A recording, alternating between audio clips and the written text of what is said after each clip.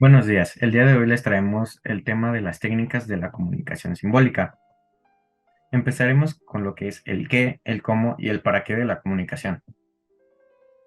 El qué de la comunicación son los mensajes que nosotros enviamos o comunicamos hacia otras personas y que ellas a su vez nos envían. En el transcurso de esta acción nosotros podemos emitir órdenes, pedir explicaciones, dar explicaciones, expresar sentimientos, conseguir información, entre otras cosas. En ocasiones nosotros enviamos mensajes sin sentidos, pero muchos psicólogos aseguran que siempre lo tienen.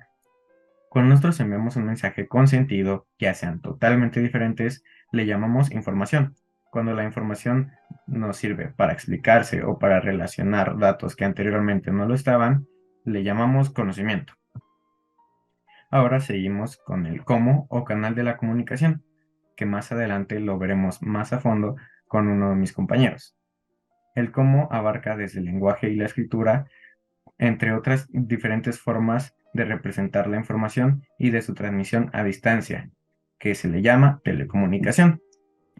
Por último, tenemos el para qué de la comunicación. La comunicación es la base de la organización, aportación del conocimiento y los medios para su aplicación, entre otras cosas.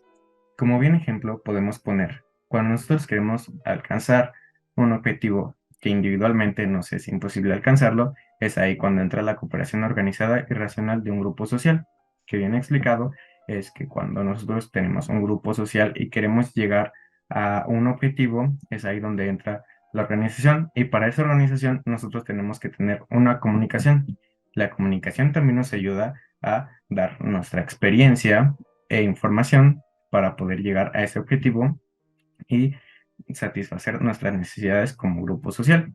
Un buen ejemplo podría ser que grandes científicos como Albert Einstein o Isaac Newton dejaron sus fórmulas, sus teorías y nos aportaron esa información para que el día de hoy existan grupos de físicos teóricos y físicos experimentales que trabajan en ellas o que tratan de desmenuzar la información poco a poco para llegar a un objetivo y dar el día de hoy un aporte a la tecnología o en otras cosas y poder llegar a ese objetivo, pero a base de la comunicación. Y eso sería todo por mi parte y seguimos con mi compañero. Buenas tardes a todos, mi nombre es David Domínguez Mondragoni y les voy a presentar el segundo subtema del segundo capítulo, la comunicación por gestos, los símbolos y la representación del pensamiento.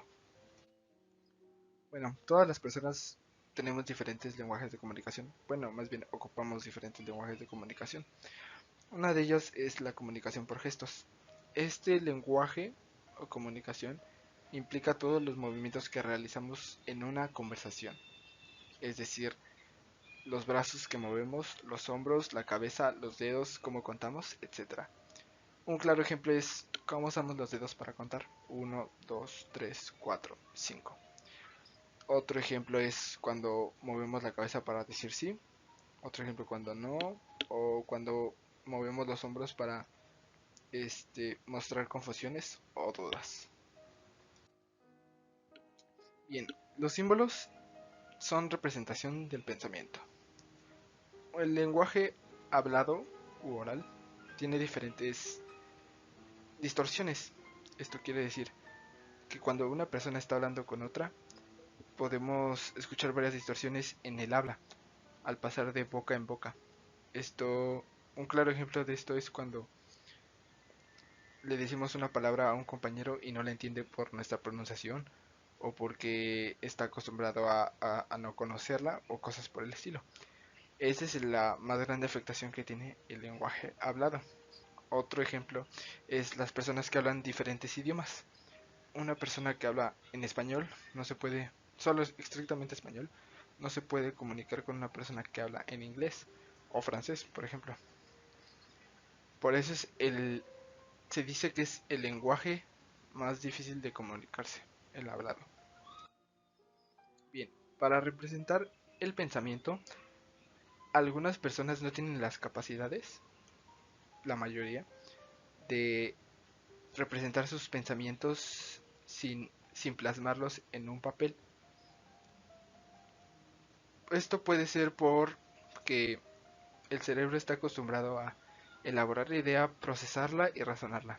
Y para esto necesitas plasmarlo en un papel para poder darte más o menos una idea. Un claro ejemplo para representar la idea es al hacer una multiplicación. La mayoría de personas no pueden hacer multiplicaciones, y me incluyo porque yo tampoco puedo hacer multiplicaciones grandes en mi cabeza, sino necesito tener un papel para poder hacerla. Otro ejemplo es para hacer diagramas. No puedes hacer un circuito.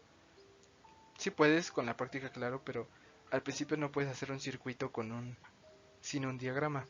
Esto incluye los símbolos, los números, los signos, etc. El lenguaje a través del tiempo. En la antigüedad, el lenguaje estaba ligado al tema de los dioses y unido al estudio del hombre. Esto quiere decir que gracias a no tener un conocimiento concreto sobre el habla, se comunicaban con gruñidos, quejidos, chillidos, señas con las manos o cualquier otra parte del cuerpo con la que pudieran entenderse. A través del lenguaje no verbal, se transmiten mensajes por medio de señales corporales, tales como mirar, escuchar o reaccionar ante una conversación. Por ejemplo, el lenguaje de señas, o como antes se ha mencionado, los ademanes u otros movimientos corporales. Estas acciones servirán para comprender cuánto le importa una conversación a la persona con la que están hablando o como una forma de comunicarse.